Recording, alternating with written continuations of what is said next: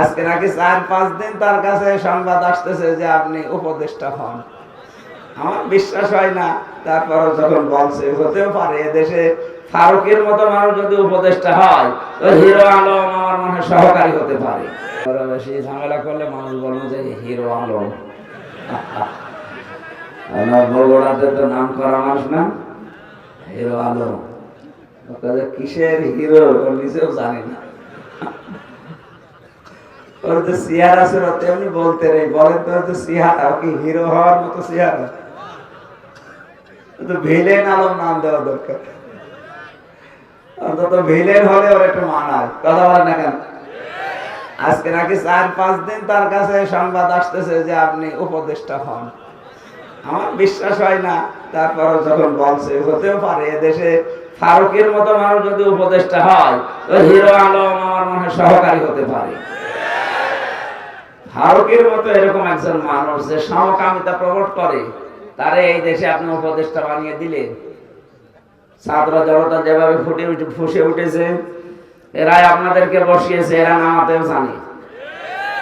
আমরা আহ্বান জানাচ্ছি, আল্লাহর নিষিদ্ধ কাজ যারা জারি করে সমাজে পরিবারে, তাদেরকে মুসলমানের মাথার উপর থেকে নামিয়ে দেওয়া হোক।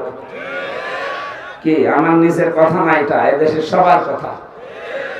আমরা এমনি নামাজ রোজা পর্দা পর্দা কম করতে পারি, আল্লাহর বিরুদ্ধে গেলে সে বাবা হলো আমাদের ছাড় নেই। ব্যক্তিগত ভাবে তার সাথে আমার বিরোধ নেই, কিন্তু তার বউটা বলেন তো, সে বউ দিয়ে সারা জীবন যা কামাই করছে তো হালাল কামাই, বলেন না কেন? এদের পুরাটাই হারাম না? দেহ ছাড়া ওদের কি আছে বলে? কিচ্ছু নেই। হয়তো গলন্দ ঘাটে অথবা যশোরে মেয়েরা ওপেন গোপনে দেহ ব্যবসা করে, আর এরা সিনেমার পর্দায় যা ঘটায়। পরকীয়া প্রেম কি করে করা লাগে, সমকামিতা প্রমোট করা লাগে, এগুলো তারা সিনেমা বানায় বসে বসে, এগুলো অভিনয় করার বউদেরকে দিয়ে। বলেন নাউজুবিল্লাহ। নবীজি বলেছেন আদ-দাজ্জালু লা ইয়াদখুলুল জান্নাহ। প্রিন্সিপাল সাহেব আছে এখানে, মোজাক্কার দিয়েছেন আল্লাহ। নবীজি বলেন আদ-দাজ্জালু লা ইয়াদখুলুল জান্নাহ। মহিলাকে বলা হয়নি, পুরুষকে। যে পুরুষ তার নিজের মেয়ে, বউ, মা, বোন এদেরকে পর্দার ভেতরে রাখতে পারে না, সেই পুরুষ দাজ্জাল। কথা বলে না কেন? এই হিসাবে ফারুকী সাহেব যে দাজ্জাল, ফতোয়া আর কারো লাগবে? একটা দাজ্জাল মানুষ 96% মুসলমানের মাথার উপরে থাকবে কোন কারণে বলেন? আশা করছি আমরা খুব তাড়াতাড়ি তাকে যেন নামিয়ে ওই জায়গায় একজন আলেমকে নিয়োগ দেন। সংস্কৃতি ইসলামের ভেতরে নেই তা না, এটা একটা ইবাদত। অনেক ইবাদত আছে সংস্কৃতির ভেতরে, আপনি ওখানে এনে আমার মনে হয় এদেশে যারা নাম করা জ্ঞানী আলেম আছে, প্রসিদ্ধ আলেম আছে, এদেরকে আপনি ওই জায়গায় দায়িত্ব দিন, তাহলে এদেশের মানুষের আপত্তি থাকবে না। সবাইকে নিয়ে আল্লাহর দরবারে আমরা শুকরিয়া জানাচ্ছি, যিনি আমাদেরকে এখনো কথা বলার শক্তি দিয়ে রেখেছেন। জবান খুলে বলেন আলহামদুলিল্লাহ। দরুদ আর সালাম পড়ছি আমাদের নবী মুহাম্মদ রাসূলুল্লাহ সাল্লাল্লাহু আলাইহি ওয়াসাল্লামের প্রতি। কিয়ামতের ময়দান যখন আল্লাহ কায়েম করবেন, প্রত্যেকটি মানুষ, একজন প্রতিটি মানুষ, এমনকি যত নবী রাসূল সবাই বলবে ইয়া নাফসি ইয়া নাফসি, হে রব আমাকে বাঁচান। কে বলবে? আমি আমার চিন্তায় আছি, আমাকে বাঁচান। যেদিকে তাকাবে মানুষ সেই দিকে শুধু এই আওয়াজ শুনতে পারবে যে আমাকে বাঁচান, আমাকে বাঁচান। হঠাৎ করে বিশাল ওই কিয়ামতের ময়দানের এক পাশ থেকে আওয়াজ আসবে, রব্বি হাবলি উম্মতি। তিনি বলবেন না যে আমাকে বাঁচান, তিনি বলবেন আমার উম্মতকে বাঁচান। কোন উম্মত? যে উম্মত বিনা ভোটে নির্বাচন করে 15 বছর থাকে, এটা উম্মতই না। কেন বললাম বলেন তো? ওরা যে উম্মত না, শুধু বিনা ভোটে নির্বাচন করে ওনারা 15 বছর আছে এই জন্য উম্মত না তা না। সূরা হজ 78 নম্বর আয়াতের মাঝে আছে, যারা আলেম আছে একটু দেখেন তো। আল্লাহ পাক বলেন হুয়া তাবাকুম ওয়া মা জাআলা আলাইকুম ফিদ-দীনি মিন হারাজ। ইয়াদের প্রথম শব্দ হুয়া তাবাকুম। ইজতিবা মানে নির্বাচিত করা। কি করা বলেন না কেন? বগুড়াবাসী নির্বাচিত করা হয় যে পদ্ধতিতে, ওই পদ্ধতির বাংলা নাম নির্বাচন। কি এটা ক্লাস চলছে, ওনারা ক্লাস নেয় ওনাদের ছাত্র ছাত্রীদের মাঝে, আর আমার ছাত্র ছাত্রী এই আমার 12 বাপের 13 ছেলে বোঝা বসে আছে, এক একটা এক এক রকম। নির্বাচিত করা হয় যে পদ্ধতির মাধ্যমে। এখানে যদি পাগলকেও জিজ্ঞাসা করেন সেও বলবে সেই পদ্ধতির নাম নির্বাচন। একটা বিবেক সম্পন্ন মানুষকে যদি বলেন এই 15.5 বছরে কোন নির্বাচন এই দেশে হয়েছে, ও পাগলেও বলবে হয়নি। শয়তানকেও যদি বলেন ও বলবে হয়নি। শয়তানকে জিজ্ঞাসা করে দেখে। এখন প্রশ্ন আসতে পারে শয়তান পাবো কোথায়? হ্যাঁ আছে, আমি একটা একটা করে কয়েকটা বলছি, গুনাগুন দেখেন তো শয়তান আছে কিনা। আল্লাহ পাক বলেন ইন্নাল মুবাদদিরিনা কানু ইখওয়ানাশ শায়াতিন ওয়া কানাশ শাইতানু লিরাব্বিহি কাফুরা। আপনি নামাজ পড়েন না, শয়তানের ভাই, কথা কোরআন হাদিসে নেই। রোজা রাখেন না, শয়তানের ভাই, কথা কোরআন হাদিসে নেই। আপনি পর্দা করেন না, শয়তানের ভাই, এ কথা কোরআন হাদিসে পাইনি। কিন্তু কেউ যদি অপচয় করে সে শয়তানের ভাই। এ ঘোষণা কার? আল্লাহ। সূরা বনী ইসরাঈল আছে। শয়তানের ভাই কি হয়? শয়তান। আমি যেমন মানুষ, আমার ভাই যে হবে সেও মানুষ হবে। কথা বলেন না কেন? শয়তান যে হবে, শয়তানের ভাই হলেও সে শয়তানি হবে। দেখেন তো কত বড় ঘোষণা আল্লাহর। যারা অপচয় করে এরা সাধারণ মানুষ না, এরা শয়তানের ভাই। তাহলে যারা অপচয় করে আপনি দেখতে পান না তাদেরকে। শয়তান যদি জীবনে না দেখে থাকেন, অপচয়কারী দেখলেই বুঝবেন যে শয়তান এইটাই। 2 নম্বরে, এই পৃথিবীতে শয়তান সবসময় যৌনতা ছড়াতে ভালোবাসে। ওর কাছে লজ্জা স্থান খুব মায়া মহব্বতের জিনিস। এই জন্য নবীজি শিখিয়েছেন, যখনই টয়লেটে কাজ সারার জন্য উলঙ্গ হবে, সঙ্গে সঙ্গে তোমাকে বলা লাগবে আল্লাহুম্মা ইন্নী আউযু বিকা মিনাল খুবুসি ওয়াল খাবাইস। যত রকমের দুষ্ট জিন আর পরি আছে সবার থেকে আল্লাহ তোমার আশ্রয় চাই। বিশ্বনবী জানিয়েছেন দোয়া পড়ে যদি কেউ বাম পা দিয়ে বসে, শয়তানের চোখের উপরে পর্দা পড়ে যায়। অথচ এখানে কত মুরব্বী মানুষ বসে আছে, জীবনেও এ দোয়া পড়িনি। কথা বলছে না কেন? বের হওয়ার সময় আপনি যখন বলেন গফরানাক, হে আল্লাহ আমি ক্ষমা চাচ্ছি, কারণ এই যে 8-10 মিনিট 15 মিনিট আমি টয়লেটে বসেছিলাম, আমি তোমার কাছে ক্ষমা চাইতে পারিনি, দয়া করে মেহেরবানি করে তুমি আমারে ক্ষমা করে দাও। আলহামদুলিল্লাহিল্লাযী আযহাবা আন্নিল আযা ওয়া আফানি। তোমার প্রশংসা আদায় করছি, কারণ আমার পেটের ভেতর থেকে গন্ধ এবং কষ্টদায়ক জিনিস তুমি বের করে আমাকে শান্তি, স্বস্তি, নিরাপত্তা দিলে। বিজ্ঞান এখন প্রমাণ করছে, টয়লেট যদি আপনার বন্ধ হয়ে যায়, বিশেষ করে প্রস্রাব, এটা যদি স্বাভাবিক অবস্থায় আবার ফিরিয়ে আনতে চান, এদেশের চিকিৎসা ব্যবস্থায় কমপক্ষে 12,000 টাকা খরচ হবে। শুধু পেশাব বন্ধ হয়ে গেলে যদি একবার আপনাকে পেশাব করিয়ে স্বাভাবিক করা লাগে, কারণ এটা যতক্ষণ জমা থাকবে আপনার কিডনি নষ্ট হয়ে যাবে। কথা বুঝতেছে? এটা একবার বের করতে যদি 12,000 টাকা লাগে, এখানে কত মানুষ আমরা আছি কমপক্ষে 24 ঘন্টার ভেতরে 4-5 বার করে প্রসাবখানায় যায়, এই কথা বলছেন কেন? কিছুই যদি আপনার না করে আল্লাহ, 5 বারে প্রসাব করতে 5 বার 60,000 টাকা আপনার পেছনে খরচ। এই যে সূর্যটা দেখতে পান, 30,000 কোটি ফারেনহাইট বিদ্যুৎ খরচ হচ্ছে 1 সেকেন্ড জ্বালাতে। 24টা ঘন্টা আল্লাহ আমার 12টা ঘন্টা অন্তত আমাদের মাথার উপরে রেখে দিয়েছে। এক এক সেকেন্ডে যদি 30,000 কোটি ফারেনহাইট বিদ্যুৎ খরচ হয়, কোনদিন জিবরাইল এসে বিলের কাগজ নিয়ে বলে না যে ভাই এই টাকাটা দিন? বলিস আমাদের যে মেজাজ, আমার মনে হয় কোন বাড়িতে যদি জিবরাইল যে বলতো এই যে বিলের কাগজ, যে কাপড় শুকিয়েছেন, এই কাপড় শুকানোর বিল, আমার মনে হয় জিবরাইল আরশ পর্যন্ত যাওয়ার আগেই মার্ডার হয়ে যাবে।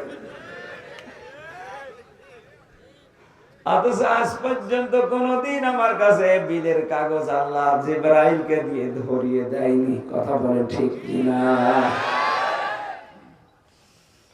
বগুড়াবাসী, ক্লাস চলছে কিন্তু খুব খেয়াল করে আপনার রোল নাম্বার যেন 1, 2, 3 এর ভেতরে থাকে।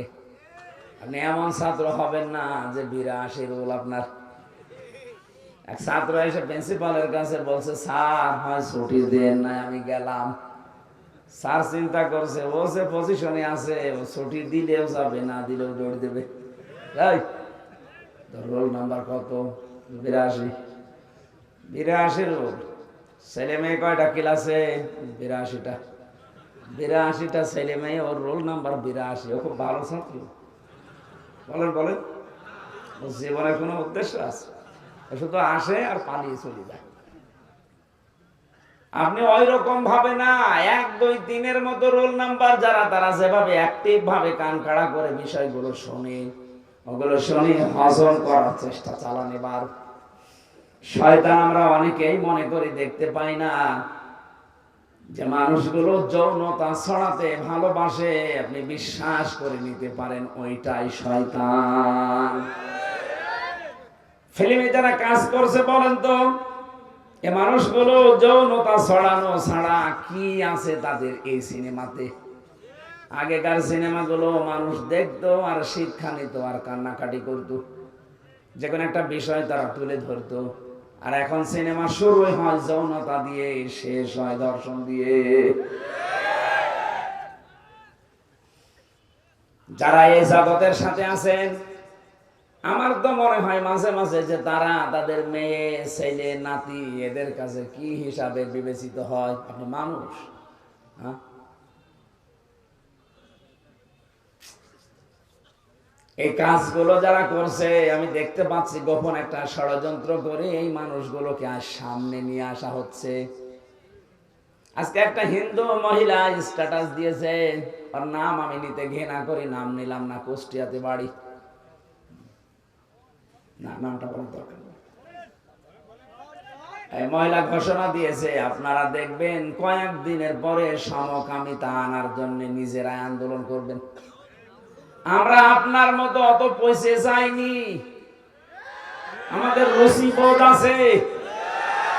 আমরা তো মানুষ থেকে বিকৃত হয়ে গেছেন। হ্যাঁ, আল্লাহ আকর্ষণ দিয়েছে নারীর প্রতি পুরুষের, পুরুষের প্রতি নারীর।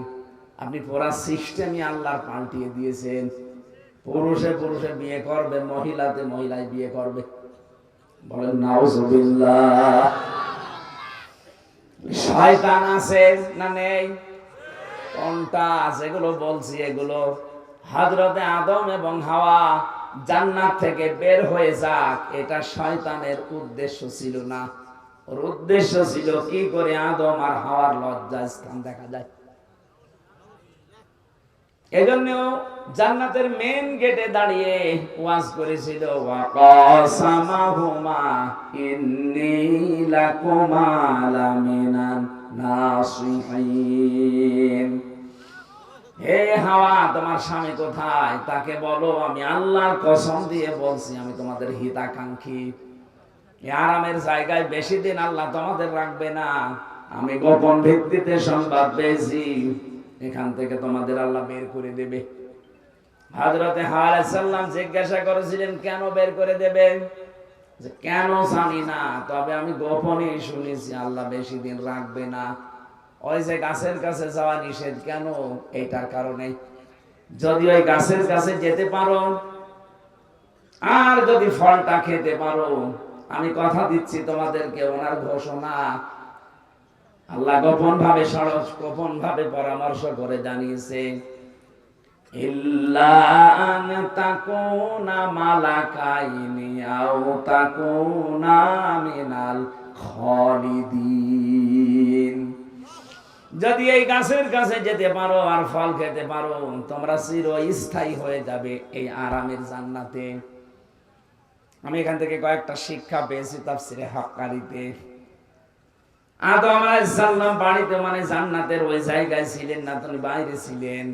হাওয়া আলাইহিস সালামকে পেয়ে যে ওয়াজ করছে তার নাম শয়তান। বলেন না কেন? তার মানে শয়তান ওয়াজ করে। শয়তানের ওয়াজের ধরন একটা, প্রথমেই ও কথা বলার আগেই কেঁদে ফেলে। এটা শয়তানের ওয়াজের ধরন। জান্নাতের মেন গেটে দাঁড়িয়ে হযরতে হাওয়াকে যে ওয়াজ করবে, কথা বলার আগেই কেঁদে ফেলেছে। হাওয়া আলাইহিস সালাম বলেন, আপনি কাঁদেন কেন? কান্না বন্ধ করেন। কি করবেন করেন। বলছে না, কাঁদি আমার জন্য না, কাঁদি তোমাদের জন্য। আপনি দেখেন আজ দুনিয়াতে, আমার তো নিজের চোখে দেখা, এই দেশে যারা শয়তান ছিল তারা দেখবেন কথা বলার আগেই কেঁদে ফেলত। আমাকে বেশি বললাম, আমার কেউ নেই বলে আগে কেঁদে ফেলে। তো কেউ নেই, আমরা করবো কি? আমরা কি তোমার বাপকে এনে দিতে পারবো? তোমার ভাইকে এনে দিতে পারবো? তোমার কেউ নেই বলে যে কান্নাকাটি শুরু করো, এই অভ্যাস তো শয়তানের। তুমি কি শয়তান নাকি? তার মানে শয়তানের জাল তার ভেতরে আছে। এই জন্য কথা বলার আগে যারা কেঁদে ফেলে, বুঝবেন এটা তার অভিনয়। আমার এই জীবনে দেখা ওনার একটা শুধু অভিনয় ছিল না। আগস্টের 5 তারিখের আগে যেই দিন চলে যাবে ওই দিন আর অভিনয় না, ওই দিন সত্যি কেঁদেছে। ওই দিন শুধু কেঁদেছে, বাকি জীবনটাই অভিনয়। কি মুখে যেটা বলতো ওইটা করতো না, যেটা বলতো না ওইটা করতো। সরঞ্জিত বাবু এজন্য বলেছিল, বাঘে ধরলে ছাড়ে, উনি ধরলে ছাড়ে না। যে আমার জীবনে আমি নিজে পরীক্ষিত, আমারে যদি কোনো সলিমদ্দি ধরতো, খুব বেশি হলো 3 দিনের পর আমি বের হয়ে চলে আসতাম। ধরেছিল তো উনি,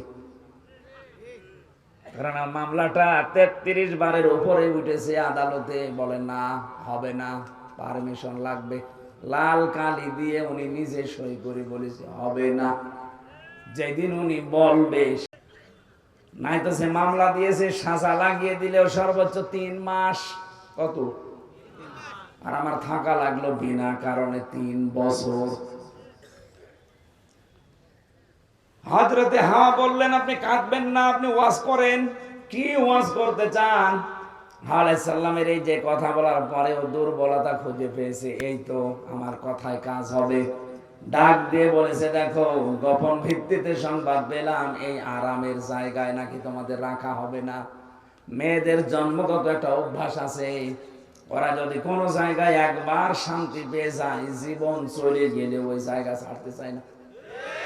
হ্যাঁ, এটা অভ্যাস ওদের। ওরা যদি পরকীয়া প্রেমে একবার শান্তি পায়, 2-3টা বাচ্চা ফেলে তুই আল্লাহর রাস্তায় চলে যাবে, কিছু মনেই করবে না।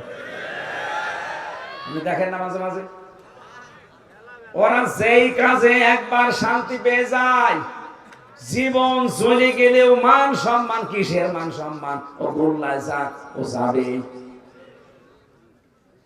এই জন্য একবার যদি মেয়েরা কোনো চেয়ারে বসে শান্তি পায়, আপনি কি হবে কি না হবে ওসব ভাবার চিন্তা তাদের নেই।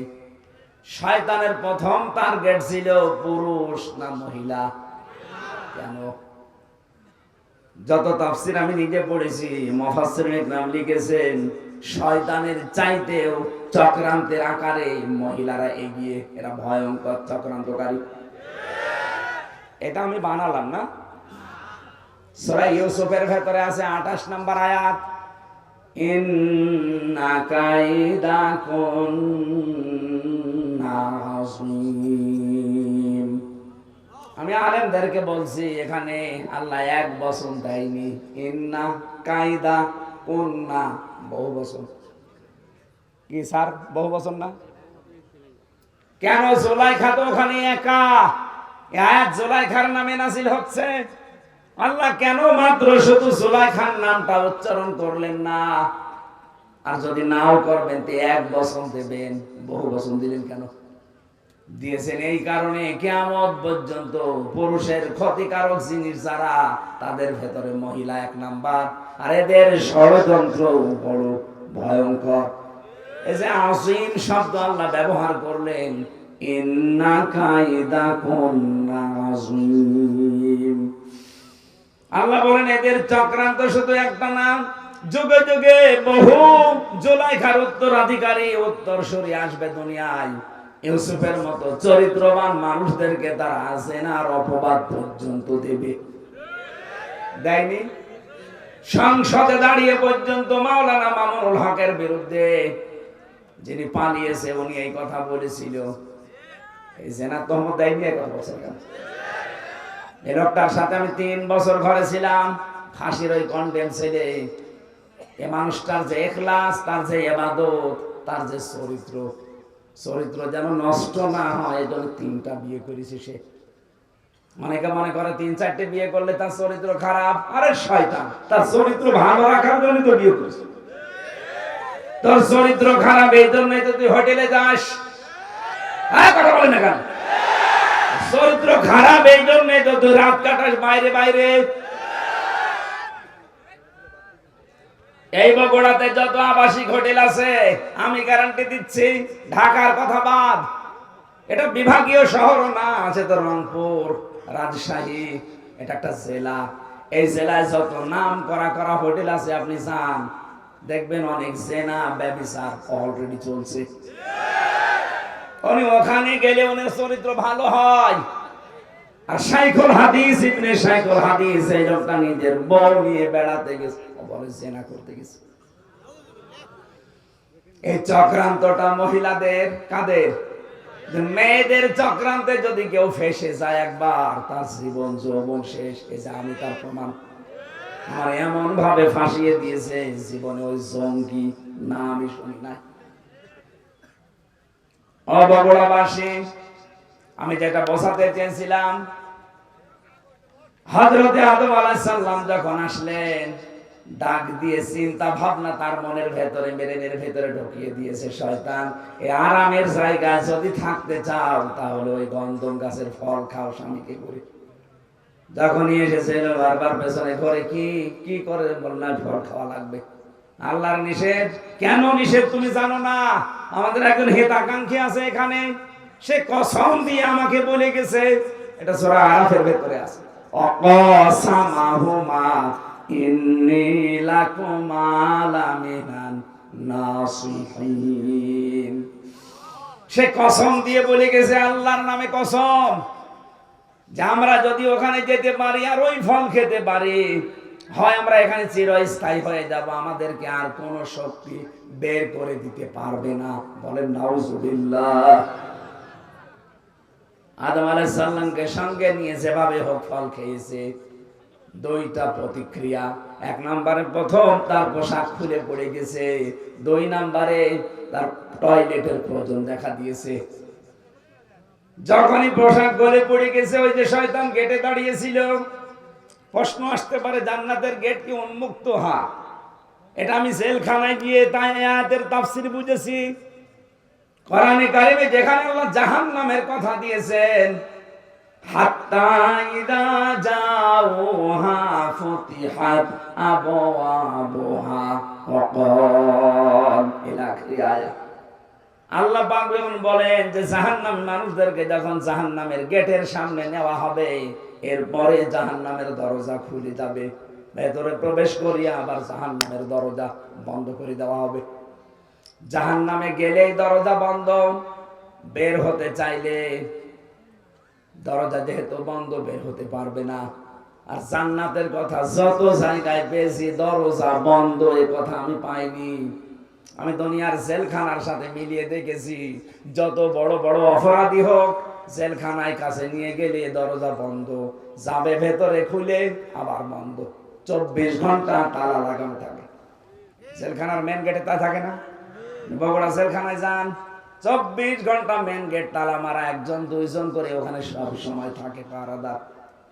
এটা জাহান্নামের বৈশিষ্ট্য, সব সময় বন্ধ থাকবে। আর জান্নাতের দরজা 24 ঘন্টা ওপেন থাকবে। আদম আলাইহিস সালাম আর হাওয়া আলাইহিস সালামের এই দুইটা প্রতিক্রিয়া যখন, শয়তান কিন্তু ওখান থেকে দেখার পরে তাকিয়েছে আর খিলখিল করে হাসতেছে। কারণ শয়তান যৌনতা দেখলে বেশি ভালো লাগে, ওর আনন্দ লাগে। বলেন নাউজুবিল্লাহ। আমি এই কথা বলার জন্য এ পর্যন্ত এসেছিলাম। আজ যারা নিজেদের যৌনাঙ্গগুলো উন্মুক্ত করে মানুষকে দেখাতে চান, এই মানুষগুলোর অন্তরের ভেতরে দুইটা জিনিস তৈরি হয়। যারা বৈধ জিনিস বাদ দিয়ে অবৈধ জিনিসের প্রতি চোখের নজর আর অন্তরের যে চোখ আছে, ফাইন্নাহা লা তা'মাল আবসার ওয়ালাকিন তা'মাল কুলুবুল্লাতী ফিস সুদূর। কলবের চোখ আছে, অন্তরের চক্ষু বলা হয় যেটা, চর্ম চোখ আর কলবের অন্তরের চোখ, এই দুইটা আমার আল্লাহ নষ্ট করে দেয় যারা বৈধ জিনিস বাদ দিয়ে বেশি বেশি অবৈধ জিনিস দেখে। আজ অনেক মানুষ আছে দেখবেন, নিজের স্ত্রী ভালো লাগে না, নিজের স্ত্রীর কাছে সময়ও দিতে চায় না, বাইরে উল্টা পাল্টা উলট পালট জিনিস দেখে, মোবাইল কম্পিউটার ল্যাপটপ টেলিভিশনে উলট পালট জিনিস দেখে ওর অন্তরের চক্ষু নষ্ট হয়ে গেছে, চর্ম চক্ষু খারাপ হয়ে গেছে। তখন আরে বৈধ জিনিস ভালো লাগে না। 30 নম্বর আয়াত, 18 নম্বর পারা, 12 নম্বর পৃষ্ঠা, 7 নম্বর লাইনে আছে, কুল্লিল মুমিনিনা ইয়াগুদ্দু মিন আবসারিহিম ওয়া ইয়াহফাযু ফুরুজাহুম যালিকা আযকা লাহুম ইন্নাল্লাহা খাবীরুম বিমা ইয়াসনাউন। বলেন আল্লাহু আকবার।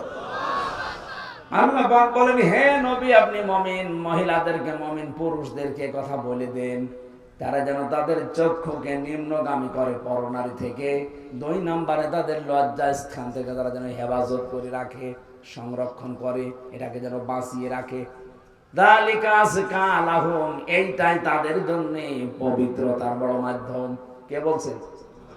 বলেন বলেন।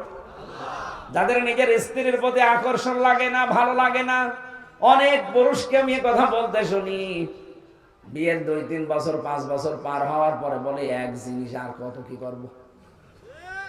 ওই মহিলাও যদি বলে আমি এক জিনিস আর কত কি করব, সংসার টিকবে? এই জন্যই তো পর্দার বিধান। আজকে থেকে বড় নারী, হে মোবাইলে হোক আর সামনাসামনি হোক, 14 জন মহিলা বাদ দিয়ে যাদের সাথে দেখা হবে, সঙ্গে সঙ্গে আল্লাহর দিকে তাকিয়ে চক্ষু নিম্নগামী করা লাগবে। কি পারা যাবে না? 2 নম্বরে লজ্জা স্থান, যেটা যেখানে সেখানে যাওয়া যাবে না। সিদ্ধান্ত নিয়ে যদি আজকে চলতে পারেন, আলাদা নূর একটা অন্তরে আল্লাহ দিয়ে দেবে। তখন নিজের স্ত্রীর প্রতি ভালোবাসা চাহিদা দেখবেন বেড়ে যাচ্ছে দিনের পরে দিন। সর্বোচ্চ 15 দিন করেন, পরকীয়া প্রেম আপনার বন্ধ হতে বাধ্য। আপনার চাইতে সুযোগ আমার জীবনে অনেক বেশি। কি আপনি তো বগুড়ার বাইরে, গাবতলীর বাইরে জীবনে যাননি। আর আমার সারা বাংলাদেশের 630টা থানায় আমি গেছি, বিদেশের বহুগুলো দেশ আমি ঘুরলাম, কত কিছু আমার আয়ত্তে আছে। আমি যদি শুধু হাতের ইশারা দেই 5টা চলে আসবে, তারপর আমার শরীর চলে না। এই আয়াতটা যেই দিন আমি বুঝেছি, বৈধ জিনিসের প্রতি যত বেশি ঝোঁক দিতে চান, তত বেশি হারাম জিনিসের প্রতি আপনি চোখ ফিরিয়ে রাখবেন। মন চাবে না তা না, মন চাবে। আপনি একটু চেষ্টা করে দেখেন, আল্লাহ আপনাকে দিয়ে করাবে। আজকে থেকে সিদ্ধান্ত নেবেন নিজের বউ বাদ দিয়ে আর 14 জন মহিলা বাদ দিয়ে। কয়জন? যাদেরকে বিয়ে করা জায়েজ নেই ওদেরকে দেখা জায়েজ আছে, কিন্তু মুখমণ্ডল, হাতের কবজি আর পায়ের পাতা বাদ দিয়ে পুরা শরীর তাদেরও ঢেকে রাখা লাগবে। কোন যুবতী মেয়েকে নিয়ে বাবা এক ঘরে থাকতে পারবে না। কথা বলছেন না? হযরতে আবু বকরের মেয়ে হযরতে আয়েশা সিদ্দিকা, নবীজির স্ত্রী, দুইজন মা বাবা আর মেয়ে বসে বসে কথা বলছিল। নবীজি আসলেন কোথা থেকে, দেখলেন দুই বাবার মেয়ে কথা বলছে। দুইজন যখন আলাদা হয়ে গেল, ডাক দিয়ে বললেন, আয়েশা, তোমরা যখন দুইজনে পারিবারিক জিনিস নিয়ে কথা বলছিলে, হঠাৎ দেখলাম শয়তান তোমাদের দুইজনের মাঝখানে কুমন্ত্রণা দেওয়ার জন্য বসে আছে। আপনি চিন্তা করতে পারেন, জান্নাতের একজন সাহাবী হযরতে আবু বকর, তার মেয়ে নবীজির স্ত্রী, আল্লাহ যার চরিত্রের গ্যারান্টি দিয়ে কোরআনে কারিমে সূরা নূরের ভেতরে আয়াত নাজিল করেছেন, তা একটা দুইটা না। এরকম মানের একজন মহিলা তার বাবার কাছে বসে আছে। বাবা আমাদের মতো বাবা না, জান্নাতি বাবা। জান্নাতের প্রতিটি দরজা আবু বকরকে ডাকবে। এইরকম মানুষ, তার সাথে মেয়ে বসে গল্প করলে যদি শয়তান আসে মাঝখানে ধোঁকা দেওয়ার জন্য, আমরা শালি দুলা ভাই এক জায়গায় সাংসারিক কথা বলি, কোন শয়তান নেই। অবশ্য ঠিক, ও তো নিজেই শয়তান, শয়তান আর আশা লাগবে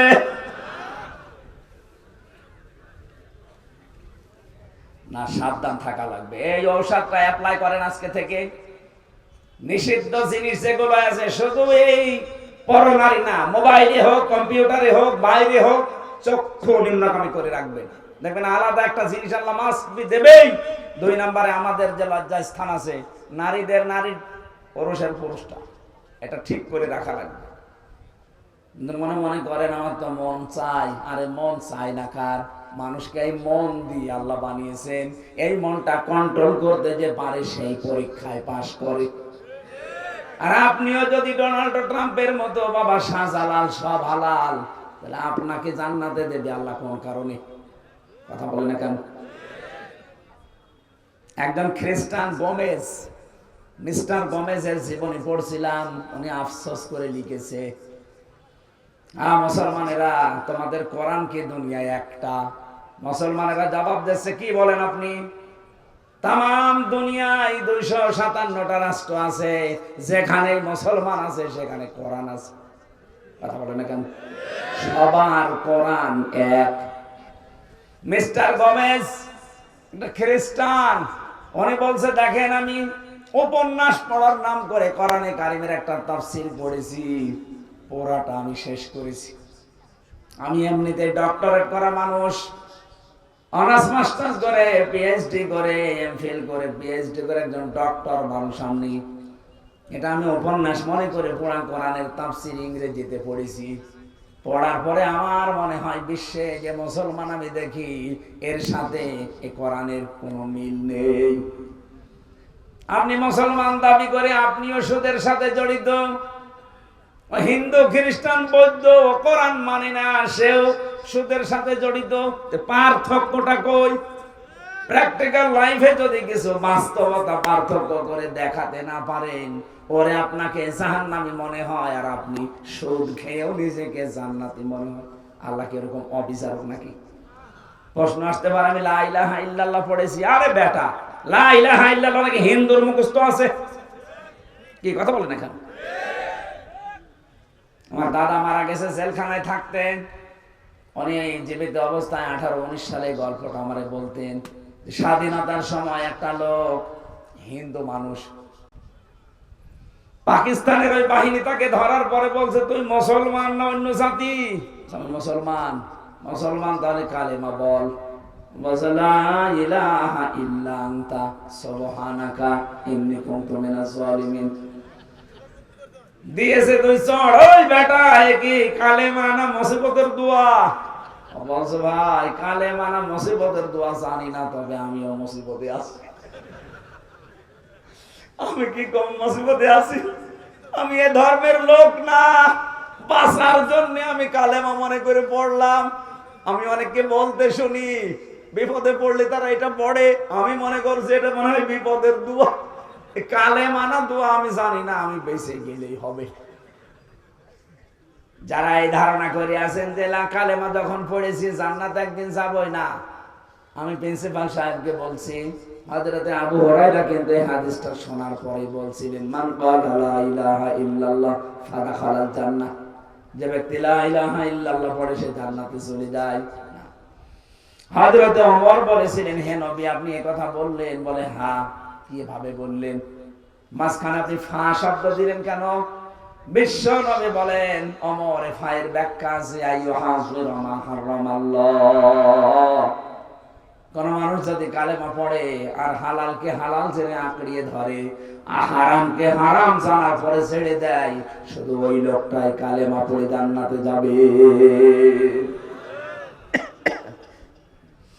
বগুড়ার মুসলমানেরা, আমি যে কথার পরিচয় দিতে পর্যন্ত এসেছি, আর একটু ঘুরিয়ে দেন, আবার সমস্যা হচ্ছে, আবার 5 মিনিট পরে দিয়ে।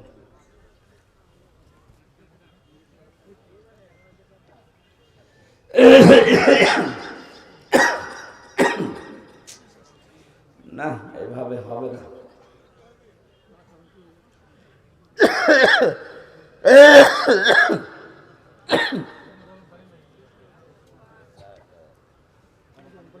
আরে ভাই ভেতরে নষ্ট হয়ে গেছে, কিসের গরম পানি, কিসের চা? এত করে বলে যে মাহফিল বন্ধ করেন বন্ধ করেন, ডাক্তাররা পর্যন্ত হাত পা চেপে ধরছে, না কি করি বলেন তো? শেষ করে দিলাম। আল্লাহুম্মা আমিন।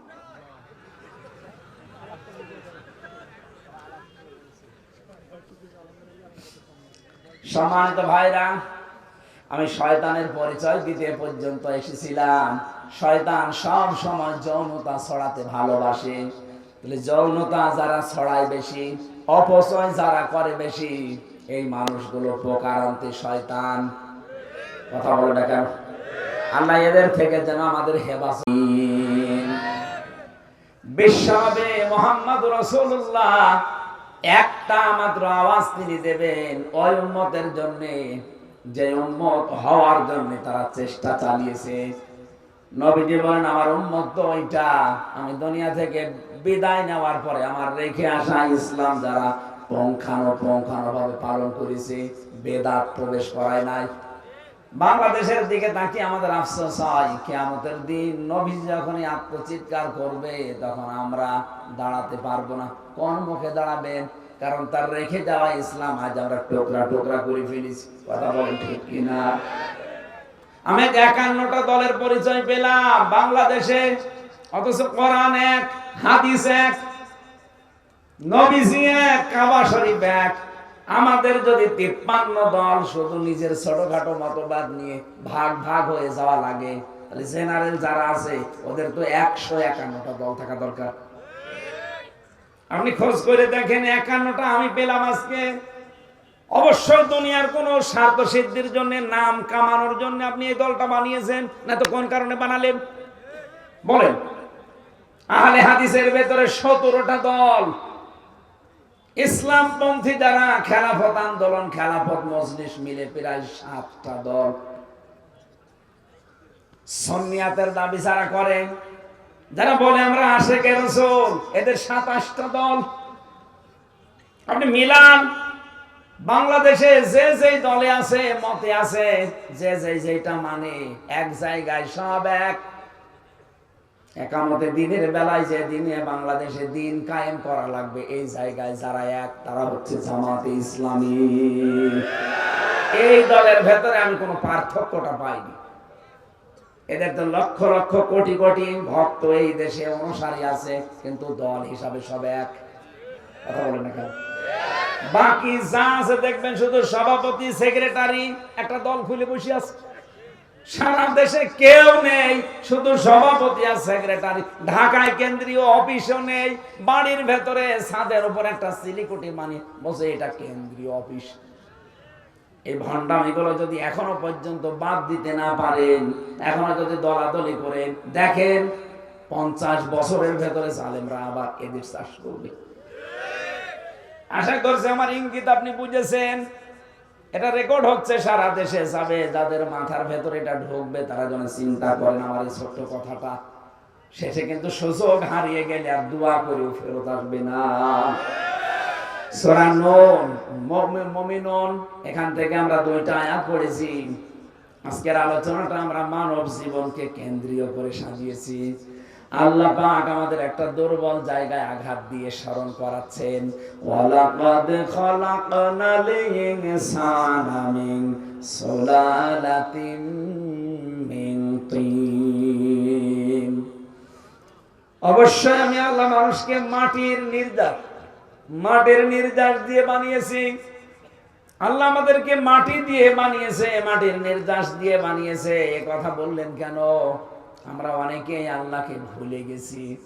এই দুর্বল জায়গাটা আল্লাহ আঘাত দিয়ে আমরা যেন ফিরে আসি। প্রথম নম্বর কারণ এইটা। বাস্তবতা দেখি আমরা তো ফিরে আসি না, আমাদের বিদ্যা আরো বেড়ে যায়।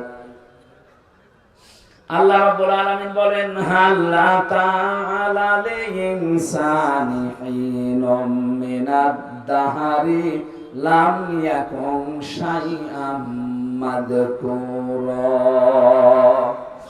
ও মানুষ, তোমার জীবনে কি এমন সময় অতিবাহিত হয়নি যে সময় তুমি উল্লেখ করার মতো কিছু ছিলে না? তাফসীরে ফি জিলালিল কোরআন থেকে কয়েকটা তথ্য পেয়েছি, একটু মিলাবেন। মানুষের এই জায়গায় আল্লাহ কেন আঘাত দিলেন? আমরা যে মাটির তৈরি, তার 3টা কারণ। 1 নম্বরে আমাদের যিনি আদি পিতা হযরত আদম এবং হাওয়া, এই 2 জনে কিসের তৈরি? মাটির। বলেন বলেন। সন্তান যদি মাটির হয়, বাবা যদি মাটির হয়, সন্তানও মাটির হবে।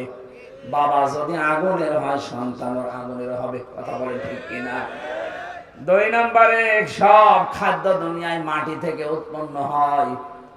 এই জন্য এখান থেকে শিক্ষা যে আমরা মাটির তৈরি। পৃথিবীর এমন কোন খাবার নেই যার মূল মাটি না, মাটি থেকে সব। 3 নম্বরে মাটি থেকে খাবারের পরে খাবার তৈরি হয়। তৈরি হওয়ার পরে এটা দিয়ে বীর্য তৈরি হয়। বীর্য বাবার স্ফলিঙ্গ দিয়ে মায়ের রেহেমের ভেতরে প্রবেশ করে। মূল জিনিস কিন্তু মাটি। মূল কি? বিজ্ঞান প্রমাণ করছে এই মাটি দিয়ে মানুষকে আল্লাহ বানিয়েছে। এই মাটির ভেতরে কমপক্ষে 10টা উপাদান পাওয়া যাচ্ছে। মানুষের এই পুরা বডি আল্লাহ পাক বানিয়ে দেখা গেছে 13টা জিনিস পাওয়া যায় মানুষের ভেতরে। এক মাটির ভেতরে আছে 10টা। কয়টা? আমি মাটির ভেতর থেকে মৃত্তিকা গবেষণাগার আছে গাজীপুরে, এই তথ্যটা ওখান থেকে পেয়েছি। 10টা জিনিস তারা মাটি থেকে বের করেছে। মাটির ভেতরে অক্সিজেন আছে, সিলিকন আছে, অ্যালুমিনিয়াম আছে, আয়রন আছে, ক্যালসিয়াম আছে, পটাশিয়াম আছে, সোডিয়াম আছে, ম্যাগনেসিয়াম আছে, নাইট্রোজেন আছে, হাইড্রোজেন আছে। কয়টা? বলেন বলেন। এই 10টা জিনিস শুধু মাটির ভেতরে। আল্লাহ রাব্বুল আলামিন বলেন, ইয়াখরুজু মিন বাইনিস সুলবি ওয়াত তারাইব। বাবার স্ফলিঙ্গ দিয়ে যেটা বের হয়ে মায়ের রেহেমে জমা হয়েছে, এখানে সলবন 1 বচন, তারাইব বহু বচন। সলবন আল্লাহ 1 বচন দিলেন কেন? তারাইব বহু বচন দিলেন কেন? সলবন বলা হয় বাবার লজ্জাস্থানকে, তারাইব বলা হয় মায়ের লজ্জাস্থানকে। মায়ের বেলায় আল্লাহ বহু বচন, বাবার বেলায় 1 বচন। কেন? সন্তান তৈরি করতে গিয়ে শুধু মা লাগে, বাবা লাগে না। কথা বলে না কেন? বিজ্ঞান প্রমাণ করেছে। তারা এবার সলবন নিয়ে, এটা আপনি ডক্টর জাকির নায়েকের লেখা 12 খণ্ড লেকচার আছে, ওর ভেতরে পাবেন। এই আয়াতের তাফসিরে এত সুন্দর করে তিনি সাজিয়েছেন। আমি বহু তাফসিরের আগে পড়েছি কিন্তু এই তথ্যটা পাইনি। তিনি ওখানে লিখেছেন, তিনি যেহেতু একটা ডাক্তার না, উনি যেহেতু ডাক্তার, গবেষণা করে লিখেছেন বাবা এই পৃথিবীতে সন্তানের জন্য যে পরিমাণ কষ্ট সহ্য করে জন্ম দিতে গিয়ে, মা কম পক্ষে বাবার চাইতে 3 গুণ কষ্ট বেশি সহ্য করে।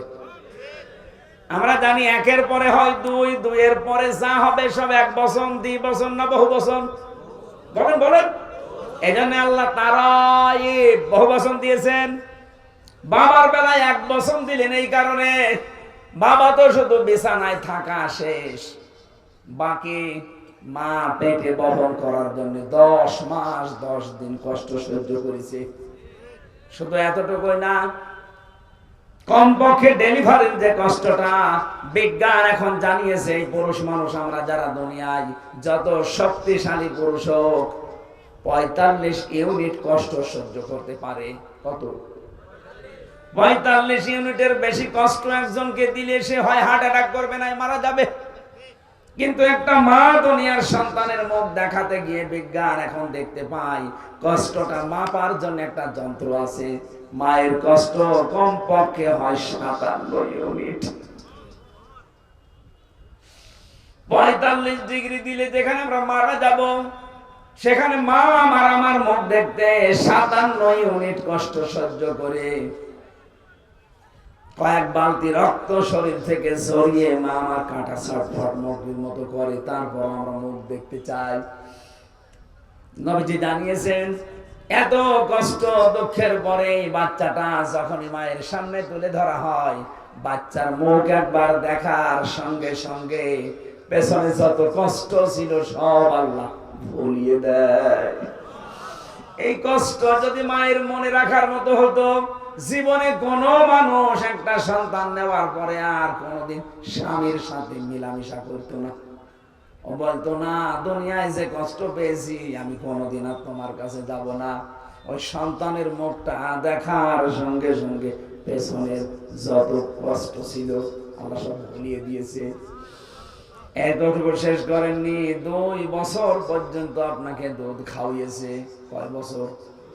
আরো জোরে বলেন। বিজ্ঞান প্রমাণ করছে দুধ খাওয়ানো এটা মায়ের কমপক্ষে দিনে রাতে মিলে 24 ঘন্টায় একটা সন্তান মায়ের স্তন পান করে থাকে 8 বার। কয়বার? 7-8 বার পান করাই লাগে 24 ঘন্টায়। আপনি হিসাব করে দেখেন, তারও বেশি হয়।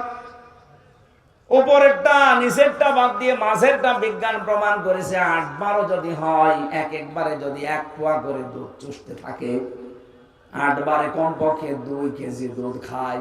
কত? 2 কেজি করে দুধ আমি আপনি সবাই খেয়েছি মায়ের স্তন থেকে। একদিন 2 দিন না, 2 বছর। কত? বলেন বলেন। আপনি একটা হিসাব করে দেখেন, 2 বছরে প্রতিদিন যদি হয় 2 কেজি করে, আমি ক্যালকুলেটর দিয়ে দেখেছি 36 মণ দুধ আমরা খেয়েছি। কত? আমার বাবা আমার মায়ের আমরা 2 জন, আমি আর আমার একটা বোন আছে। এখানে কত মানুষ আছে? 8টা 10টা ভাই বোন। কথা বলেন না কেন? আমার গ্রামে একজন আছে 12টা মেয়ে আর 4টা ছেলে। কত হয়? একটাই শুধু স্ত্রী, 2 জনই মারা গেছে। এখন আমি একটা হিসাব নিয়েছিলাম, আমি আয়াত পড়ার পরে দেখি আমি নাই 36 মণ আর আমার বোন রোনা নাই 36 মণ। আপনার তো ছেলে মেয়ে 16টা, বলেন তো কয় মণ? বাবা ওসব হিসাব জানি না, হিসাব করি না। হিসাব একটা টানলাম, দেখি আপনি বলেন তো কত মণ হয়? 772 মণ হয়েছে। অথচ মায়ের ওজন মাত্র 60 কেজি। 60 কেজি জায়গা থেকে আমার আল্লাহ এতগুলো দুধ দুনিয়ার সন্তানদের জন্য বের করে দিলেন। আমার মনে হয় এখনো যদি ছেলে মেয়ে হইতো তো দুধ আল্লাহ দিত। এটা একটা কুদরতের মেশিন। কথা বলেন ঠিক কিনা? এই যে 3টা কষ্ট বাবার চাইতে মায়ের বেশি হলো। পেটে রাখা,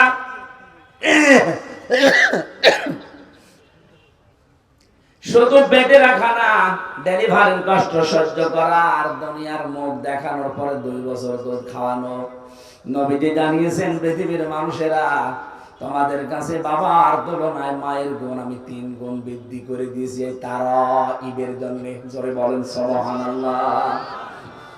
মানুষ যখন এই বীর্যটা মায়ের রেহেমের ভেতরে যেতে থাকে, বিজ্ঞান এখন দেখতে পাচ্ছে কমপক্ষে 1 ফোঁটা বীর্য দিয়ে 40,000 আদম বানানো যায়। কত হাজার?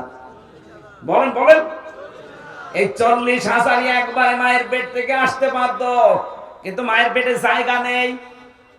বাবার এই স্ফলিঙ্গ দিয়ে যখন বের হয়ে যায়, এখান থেকে মায়ের ওই জরায়ু পর্যন্ত যে নাপাক পানির থলিটা আছে, রেহেম বলা হয়, এখানে যেতে যেতে দেওয়ালের সাথে ধাক্কা লাগে, কেউ পড়ে যায়, কেউ মরে যায়। আমার তো জীবনের প্রতিযোগিতা শুরু হয়েছে সেই জন্ম থেকে, অথচ আজ আমরা প্রতিযোগিতায় হেরে যাই। কত স্ট্রাগল করে, কত কষ্ট স্বীকার করে, প্রতিযোগিতা করে ওই জায়গায় গেছি আমি।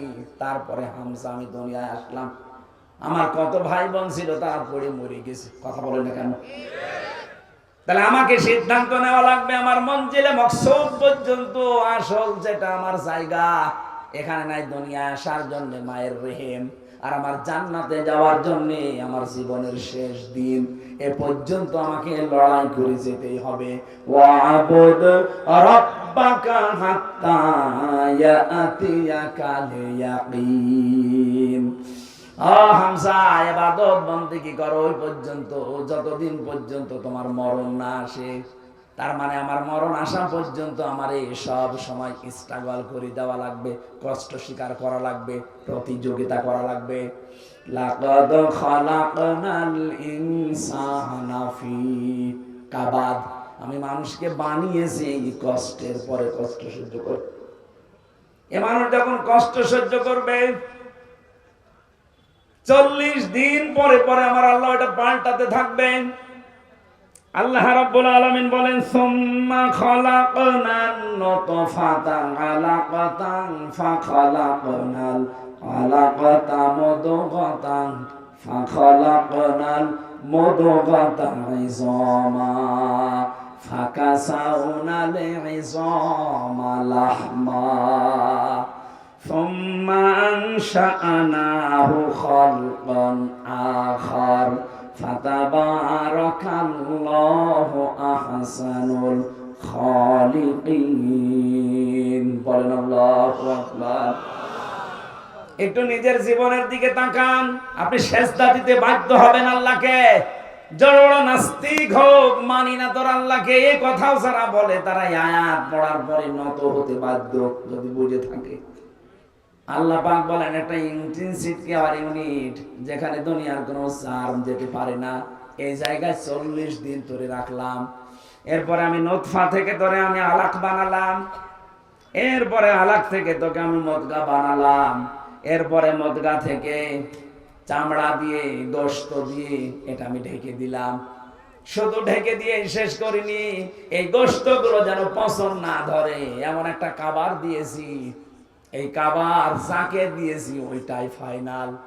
এটা আমার যে চামড়া আছে, আমার শরীরের কোন চামড়া যদি কেটে এখানে লেগে দেন, এটা ভালো হয়ে যাবে। যদি পুড়িয়ে যায়, কেটে যায়, ছিঁড়ে যায়।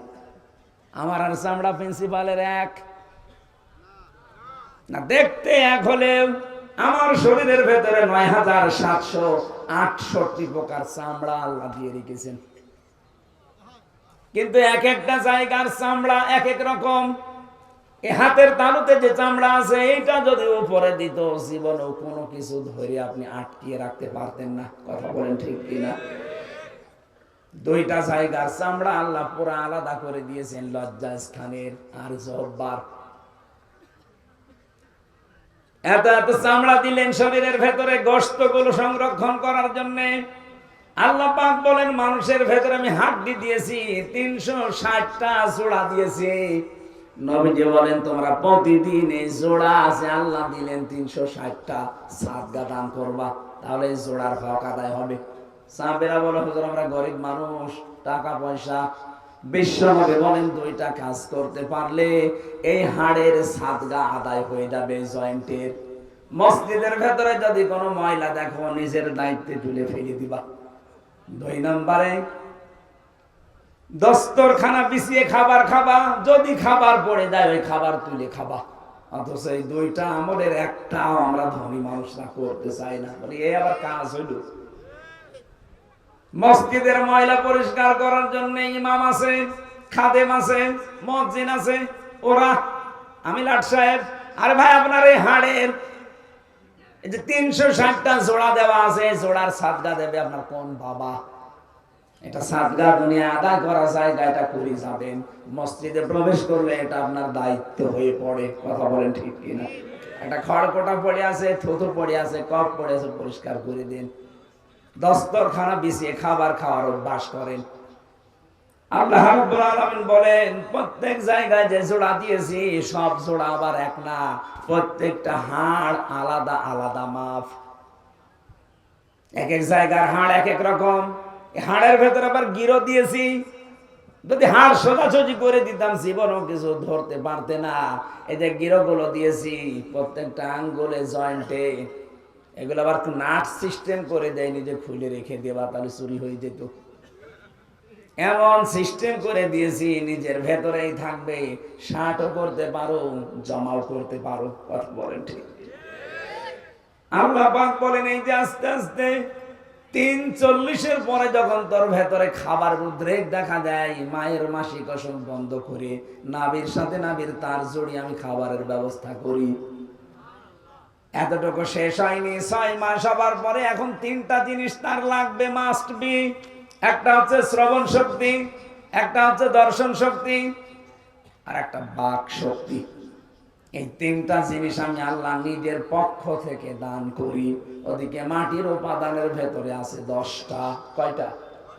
আল্লাহর পক্ষ থেকে আল্লাহ দিয়েছেন 3টা, কোন তাফসিরে পেয়েছি 5টা। সেখানে আছে শ্রবণ শক্তি, দর্শন শক্তি, বাক শক্তি, আকেল শক্তি আর ঘ্রাণ শক্তি।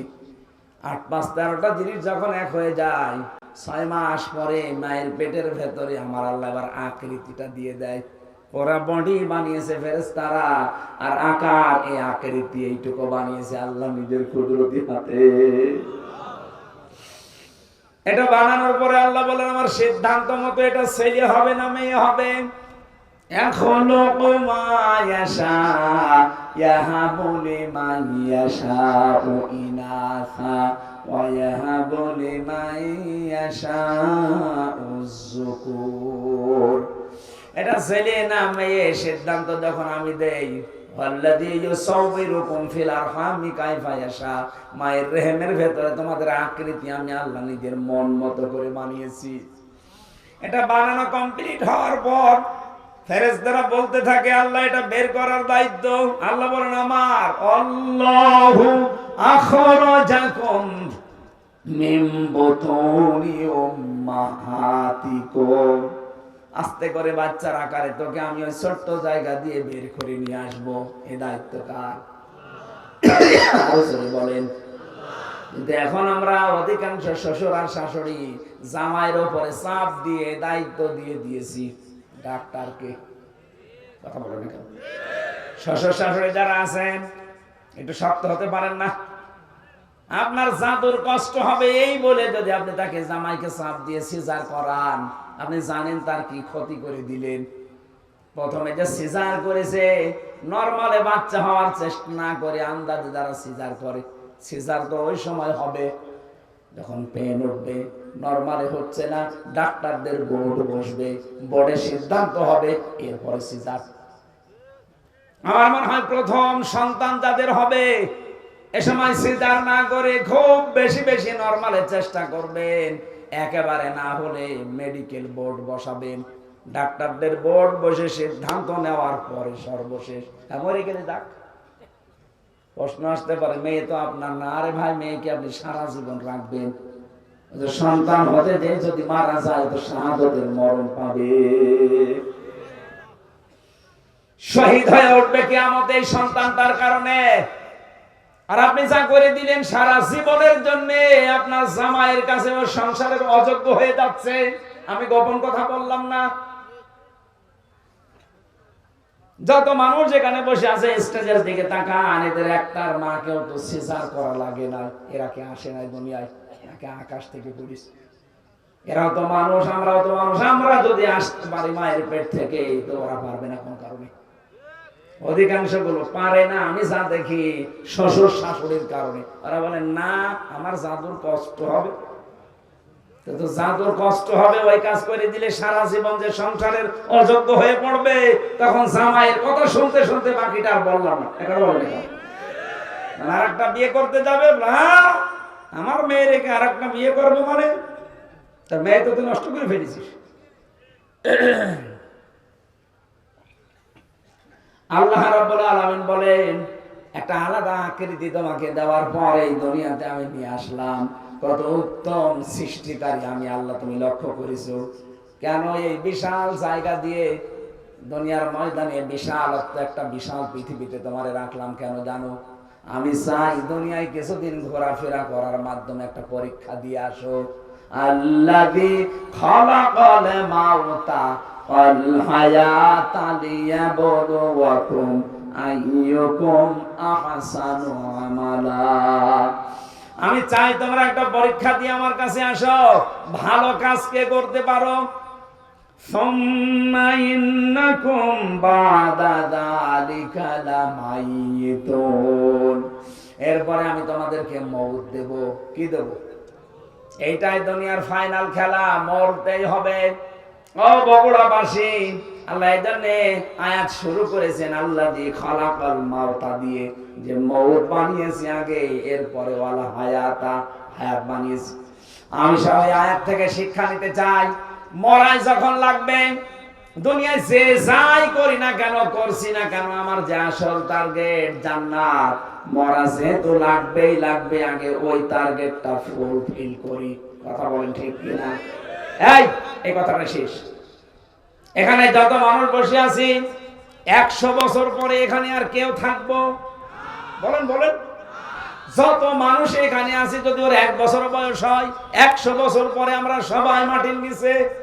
এখানে এরকম মানুষই থাকবে, কিন্তু সব নতুন মানুষ। কথা বলেন। এখানে আর এখনো দুনিয়ায় আসেনি, আসবে। 100 বছর পরে বগুড়া থাকবে, এই জমিনটা থাকবে, গাবতলী থাকবে, কর্ণীপুর থাকবে, কিন্তু এখানে আমরা একজনও থাকবো না, নতুন মানুষ জমা হবে। 200 বছর পরে যদি আপনি এই বগুড়ায়, এই গাবতলী, কর্ণীপুরে এই যে 2 তলা বাড়ি দেখছি, এই বাড়িতে কেউ যদি এসে 200 বছর পরে বলে এই বাড়িটা আমার ছিল, ঝাঁটা পিটা করবে আপনি। এই দুনিয়া। আল্লাহ বলেন, সুম্মা ইন্নাকুম বাদা যালিকা লামাইয়িতুন সুম্মা ইন্নাকুম ইয়াউমাল কিয়ামাতি তুবাসুন। এরপরে আবার তোকে আমার সামনে হাজির করব, আমার সামনে 5টা প্রশ্ন তোকে জিজ্ঞাসা করব। ওই 5টা প্রশ্নের সঠিক জবাব দিতে হলে দুনিয়ায় তোকে 3টা কাজে আনন্দ পাওয়া লাগবে। 1 নম্বরে কেউ যদি ইমানের স্বাদ পেতে চায়, সে যেন তার রবকে রব পেয়ে খুশি থাকে। 2 নম্বরে সে যেন ইসলামকে জীবন ব্যবস্থা পেয়ে খুশি থাকে। 3 নম্বরে সে যেন মুহাম্মদুর রাসূলুল্লাহ বাদ দিয়ে অন্য কাউকে আদর্শ না মানে। ফেরাউনের কথাটা আমরা সবাই জানি, ও যখন মারা যায় ওই সময় কিন্তু বলেছে, আন্নাহু লা ইলাহা ইল্লাল্লাযী আমানাত বিহি বানু ইসরাঈল। হে আল্লাহ, আমি তোমাকে বিশ্বাস করি। কেমন করে? বনি ইসরাঈলরা যেভাবে তোমারে বিশ্বাস করে, ঈমান আনে, আমি ওই রকম বিশ্বাস করি। ওয়া আনা মিনাল মুসলিমিন, আমি তো মুসলমান। এরপরও তোমার ফেরেশতারা আমারে পানিতে চুবায়, আবার উপরে তোলে। আল্লাহ বলেছিলেন আল এখন।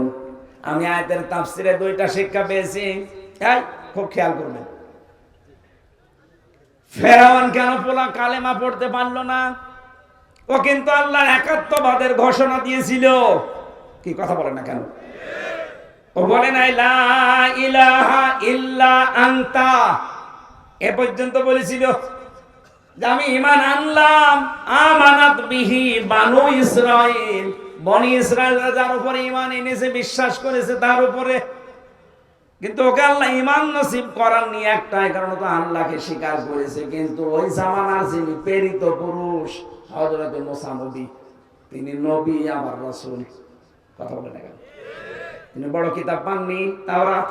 এজন্য তিনি একদিকে নবী আর একদিকে। ফেরাউন আল্লাহর একাত্মবাদের ঘোষণা দিয়েছে, কিন্তু রিসালাতের ঘোষণা দেয়নি। ও যদি বলতে মুসা কালিমুল্লাহ, আল্লাহরে মাফ করে দিত। কিন্তু আল্লাহর একাত্মবাদের ঘোষণা দিয়েছে, রিসালাতের ঘোষণা দেয়নি। এজন্য ঈমান নসিব হয়নি। আজ বাংলাদেশে এই বগুড়াতে বহু মানুষ এখানে বসে আছে, বলে আমি আল্লাহকে মানি। কি করি? নামাজ পড়ি, রোজা রাখি, দান করি, জিকির করি। এই বলেন তো, নামাজ পড়া, জিকির করা, দান করা, হজ করা, রোজা রাখা, এই হুকুমগুলো কার? আরো জোরে বলেন, বলেন। আপনি তো ফেরাউনের মতো আল্লাহকে মেনে নিলেন, কিন্তু এই জামানার প্রেরিত পুরুষ যিনি মুহাম্মদ রাসূলুল্লাহ, কথা বলেন না কেন? উনি এই জামানার জন্য প্রেরিত পুরুষ না? শুধু এই জামানা না, কিয়ামত পর্যন্ত। অথচ বহু মানুষ আমরা দেখি আল্লাহর হুকুম মানে, আল্লাহর স্বীকৃতি দেয়, কিন্তু জামানায় যিনি প্রেরিত পুরুষ তার কথা মানতে চায় না। তিনি যে 10 বছর রাষ্ট্রপতি ছিলেন সেটা বললেই বলে রাজনীতি। আমার মনে হয় যারা ফেরাউনের মতো আচরণ করছেন, আল্লাহর হুকুম মানেন কিন্তু প্রেরিত পুরুষ রাসূলুল্লাহ তার রিসালাত আপনি মানেন না, বিশ্বাসও করেন না, আপনার মরণ হবে ফেরাউনের মতো। আমার মনে হয় যার বোঝা সে বুঝেছে, এরপরেও যদি কেউ না বোঝার ভান করে থাকেন, আমার আর কিছু করার নেই। আল্লাহ আমাদেরকে বোঝার তৌফিক দিন। মানব সৃষ্টির রহস্য সম্পর্কে আজকের আলোচনাটা আমি বই আকারে পেশ করছি। আমার গাড়িতে এই বই আছে, কোরআনটা সাজানো আছে, ওটা নিয়ে লিখে শিক্ষিত মানুষটা নিয়ে যাবেন, ফ্যান সরিয়ে দেন। আল্লাহুম্মা আমিন। লা ইলাহা ইল্লা আনতা সুবহানাকা ইন্নী কুনতু মিনাজ জালিমিন। রব্বুল আলামিন, গভীর রজনীতে তোমার শাহী দরবারে হাত তুলেছি, যতটুকুই শুনেছি আমাদের জীবন সম্পর্কে, আল্লাহ তোমাকে সিজদায় অবনত হওয়ার তৌফিক দাও। আজকের আলোচনার সওয়াবগুলো নবীজির রওজায় পৌঁছিয়ে দাও। আমি অসুস্থ, কথা বললেই বুকে ব্যথা করছে, কাশি চলে আসতেছে। আল্লাহ তাআলা ডাক্তাররা রেস্টে থাকতে বলে, তোমার বান্দা বান্দীদের আকুতি মিনতির কারণে আমার আশা লাগে। তুমি যখন মুক্ত জীবনে আমারে ফিরিয়ে দিয়েছো, মেহেরবানি করে আমাকে তুমি কণ্ঠটা ভিক্ষা দাও, আমার শরীরটা তুমি আগের অবস্থায় ফিরিয়ে দাও। মাহফিলের সভাপতি, প্রধান অতিথি, বিশেষ অতিথি যারা আছে, এই মাহফিলটা যারা সাজিয়েছে, যে যুবকরা চেষ্টা চালিয়েছে, মা বোনেরা পর্দার আড়ালে বসে আছে, সবাইকে তুমি কোরআনের জন্য কবুল করে নাও। অসুস্থ শরীরের কারণে আজকে আমি শেষ করে দিলাম। আগামীতে বগুড়ায় যেখানে অনুষ্ঠান আছে, আমার শরীর সুস্থ করে সেখানে নিয়ে যেও আল্লাহ। এলাকায় মাটির নিচে যারা কবরে আছে, আল্লাহ কবরগুলো জান্নাত বানিয়ে দাও।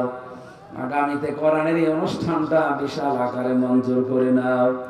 কখন কার কাছে মরণ আসে জানি না, আজরাইল আসলে যেন বলতে পারি লা ইলাহা ইল্লাল্লাহু মুহাম্মাদুর রাসূলুল্লাহ।